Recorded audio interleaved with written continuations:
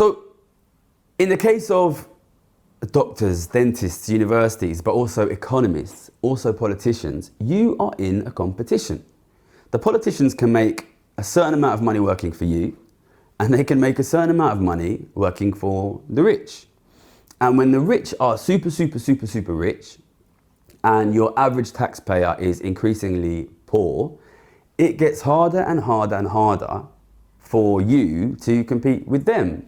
And I think this is the reason why we saw for long, long periods of time, really high amounts of corruption in poor countries, because the local people of those countries can't afford to pay their politicians very much. Whereas extremely wealthy people in other countries can pay these politicians enormous amounts to basically give the resources of those countries to these wealthy people. And I think this thing which has been happening in poor countries for a long time, you know, if you speak to people from Sub-Saharan Africa, Latin America, a lot of places in Asia, that they've been seeing this kind of corruption for a long time. In the West, we've been relatively protected by that for a reasonable amount of time because we've had a wealthy taxpayer and we haven't had these super wealthy foreign billionaires who can influence our politics.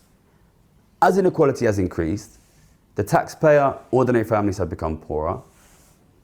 the super rich have become richer, and you have basically found yourself in the same situation that Latin Americans and Africans have been in for a long period of time,